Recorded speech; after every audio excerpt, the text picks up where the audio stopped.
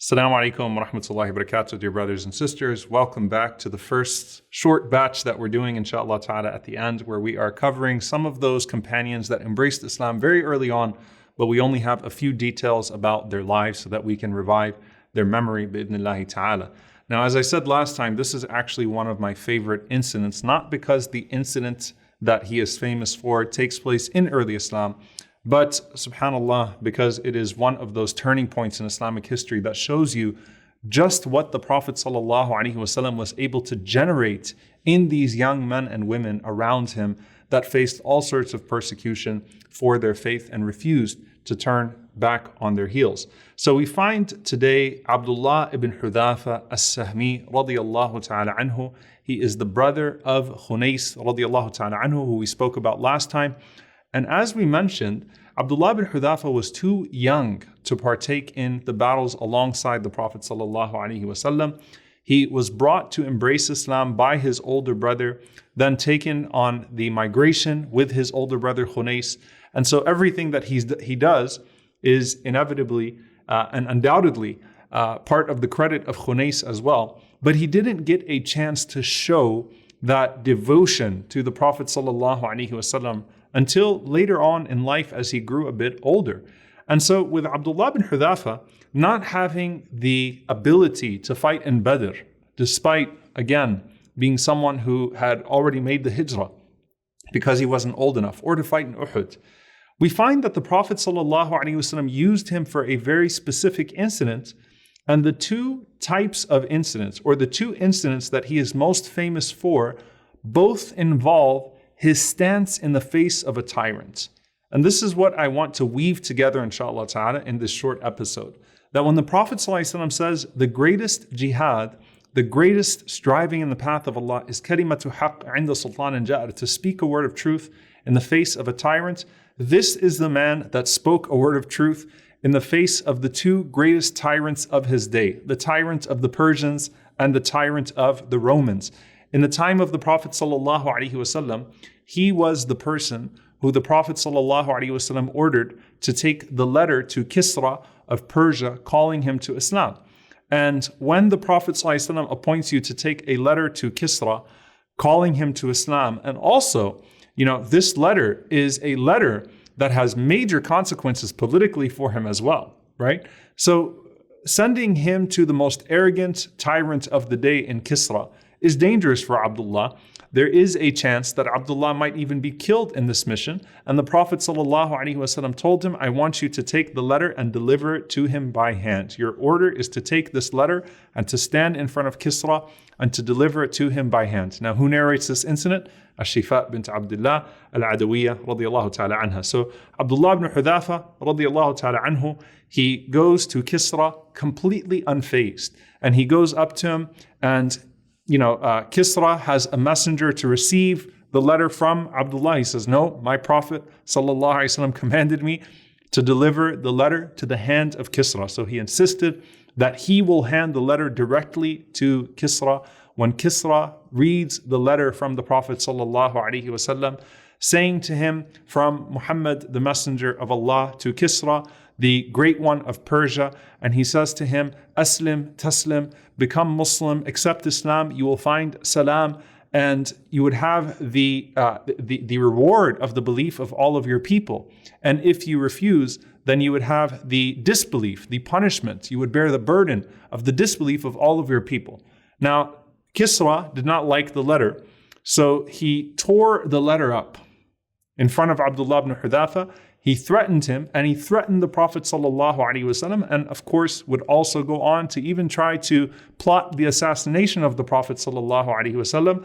So when Abdullah ibn Hudhafah radiyallahu ta'ala anhu got back to the Prophet ﷺ and told him what happened, he was not fazed. He did not lose his composure in the face of that tyrant. The Prophet ﷺ said, Mazzaq Allahu mulkah, may Allah tear up his kingdom the way he tore up that letter. And subhanAllah, from there it was, coup after coup, assassination after assassination, sisters assassinating brothers, children assassinating parents, and the Persian Empire went through complete internal disarray. And that was from the dua of the Prophet sallallahu alaihi wasallam And this was the stance that we found from Abdullah bin Hudhafah radiyallahu ta'ala anhu in the face of Kisra. So I wanted to give that incident as a pretext for the incident he is really famous for, which is actually with the Byzantines, okay, with the Romans. When he was sent out in the battles against the Byzantines, and this was in the time of Umar ibn Khattab radiyallahu ta'ala anhu, Khunais radiyallahu anhu's father-in-law, and he arrives at the Byzantines, he was captured. And when this group of Muslims was captured, Heraclius says that I want you to bring to me a captive amongst them who is considered a leader amongst them, most noble, and is considered senior to the rest of them. So they said, Abdullah ibn Hudhafah is your man. So they went and they brought Abdullah ibn Hudhafah from his cell, and he stood him in front of him, and he said to him, listen, tanassar. He said to him, renounce your religion, become Christian. He says, Usharikuka fi mulki, I will give you half of my kingdom. So he's testing his faith first and foremost before he even persecutes him, because he sees that there is a mind game to be played here, and there is a way to break the Muslims in a different way, as hundreds of them are being held captive. So he says, I will let you free and give you half of my empire, so long as you renounce Islam, your religion, and embrace our religion of Christianity. So Abdullah responded to him, and he said, Wallahi, if you gave me everything that you had, forget about half of your empire, you give me your whole empire, the entire Roman Empire, and you give me everything that the Arabs possess as well. Give me your empire and give me the empire of the Arabs. I will not renounce my religion of Islam even for the blink of an eye. SubhanAllah, look at that strength, right? You're standing in front of the leader of his people, the leader of a brutal empire, and absolutely no fear. So Heraclius says, let me try something else with him then. So he says, put him back in his jail cell. And then he says, I want you to send him the most beautiful woman to seduce him in his cell. Let's see if we can break him that way. Okay, so he refused the empire, half of the empire, to leave his religion of Islam, which would have had serious implications in the morale of the Muslims, right? Those that were captive and those that would hear about what happened to Abdullah ibn Hudhafah radiyallahu ta'ala anhu. So he said, send him the most beautiful woman in his cell and let her seduce him.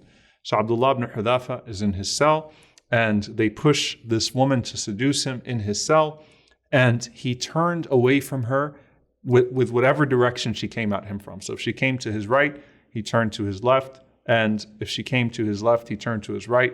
He wouldn't even look at her, completely unmoved, and she tried all sorts of things to seduce him. But subhanAllah, he maintained his faith even in that regard. So he fought the different temptations that were being given to him, and this woman came out after completely giving up, and she said, I've never seen anything like this man. It's like he's made of stone. It's like he's a statue or something. He's completely unmoved by anything that I did to seduce him. Like he didn't flinch, subhanAllah, with that type of temptation. So the admiration is growing in Heraclius, even though he's trying to break him. He says, you know what? Then starve him and don't give him any water for 3 days. Let's see what happens to him then. So let's starve him and dehydrate him for 3 days. So they left him in a cell, no food, no drink for 3 days. And then at the end of the 3 days, look at the next tactic, torture tactic. He says, take him some pork and some wine. Let's see if he eats pork and he drinks wine. Now, from an Islamic perspective, he actually could do that, right? I mean, he has the excuse to consume alcohol at that point, and he has the excuse to eat that pork. But this is not about fiqh here in terms of halal and haram and darura and what's necessity. And no, this is a different type of game that is being played here. So he refuses as well. And Heraclius, he says, doesn't your religion allow you to consume this in hardship? He said, yes, but I didn't want to give you the pleasure of a companion of the Messenger of Allah sallallahu alaihi wasallam eating and drinking pork and alcohol and wine so that you could mock the religion of the Messenger sallallahu alaihi wasallam. So he refused the temptation of empire. He refused the temptation of seduction. He refused the temptation of eating and drinking even when he was starving, and it would have been halal for him to do so. So he says, you know what? Put him in the position of crucifixion. So put him in the position of crucifixion. So they hang him up to be crucified.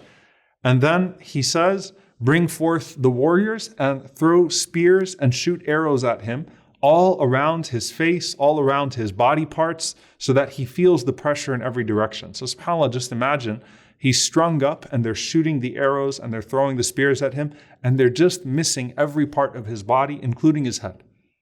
And he doesn't flinch. Who is this man?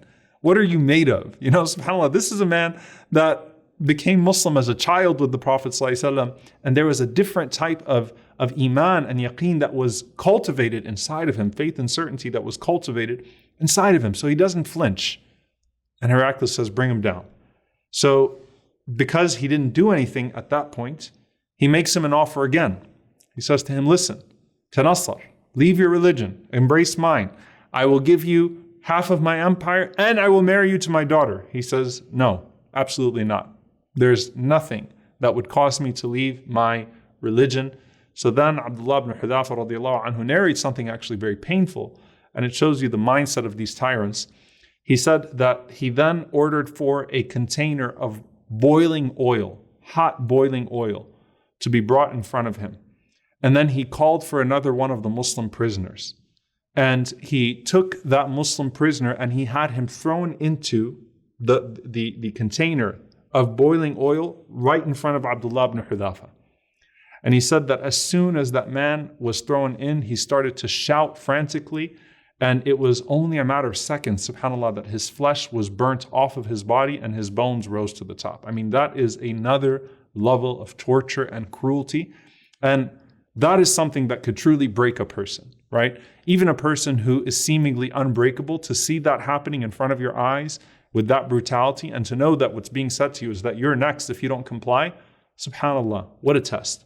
So after that happened, Heraclius then says, pick him up and throw him in the container as well. As Abdullah ibn Hudhafah is picked up and he's about to be thrown into it, he starts to cry. So what is he thinking? He's thinking that I finally got him. I broke him. Okay, he's about to cry. Clearly he's afraid now that what's going to happen to him is what happened to his companion. So he says, bring him down, bring him back to me. So as he is brought back to him, he says to him that, once again, accept half of my empire, renounce your religion. He said, no. He said, well, why did you cry? I mean, aren't you afraid of what I'm going to do to you? He said, no, that's not why I was crying. He said, then why were you crying? He says, subhanAllah, تَمَنَّيْتُ أَنَّ لِي مِئَةُ نَفْسٍ. He said, I wished I had 100 souls. تُلْقَى هَكَذَا فِي اللَّهِ. And each one of those 100 souls would be sacrificed for the sake of Allah subhanahu wa ta'ala. I wasn't crying because I was afraid. I was crying because I knew this was the end. This was shahada. This was that martyrdom that we had seen so many of our companions go through. And I had wished that I could give everything for Allah subhanahu wa ta'ala 100 times over. So he said, subhanAllah, what is this man? Ajiba minhu. He was so shocked by him. So he's come to this realization that I tried to break him in every way and he's refusing to be broken, right? So what does he say? He says, I've got to do something now to salvage my own tactics in front of my people, right? So he says to Abdullah, he says, kiss my forehead and you can go free. All you have to do now is kiss my forehead and you can go free. Abdullah said, I don't want to kiss your head and I don't want you to kiss my head. Even that's not happening. He said to him, if you kiss my forehead, I'll let 60 of you go. So he's negotiating now how many prisoners will be released in return for him just doing this, kissing his forehead to affirm his superiority after refusing to be broken by his tactics. So he says to him, he said, no, وَلِجَمِيعِ الْمُسْلِمِينَ. He said, if you want me to kiss your head, you don't just free 60 captives, you free all of the Muslims.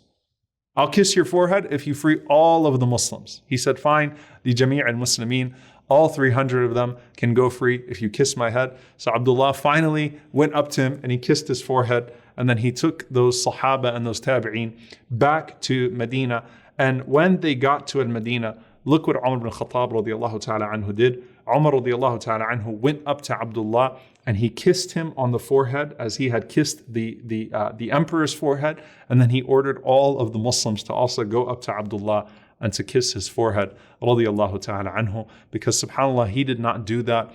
He did not hold back the saving of the Muslims because of his ego. This was all for Allah subhanahu wa ta'ala. So honor and humbling yourself is for Allah subhanahu wa ta'ala. And that was something that's demonstrated by Abdullah. And that was something that was demonstrated by Umar.